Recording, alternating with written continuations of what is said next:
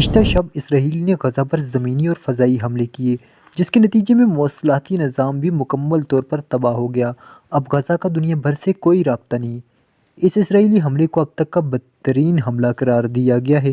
گزشتہ شب غزہ میں ایک طرف موت کا سناٹا اور دوسری طرف مسجد کے اسپیکر سے گونجتی ہوئی یہ آواز درد دل رکھنے والوں کی دل ہلا کے رکھتی ہے۔ مسجد کے اسپیکر سے اعلان کیا گیا، اے اللہ یہاں کوئی نہیں بچا، بس تو ہے۔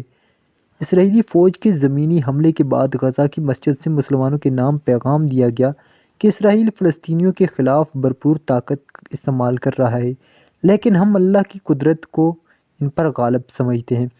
مسجد سے اعلان کیا گیا کہ یہاں مواصلاتی رابطے منقطع کیے جا چکے ہیں۔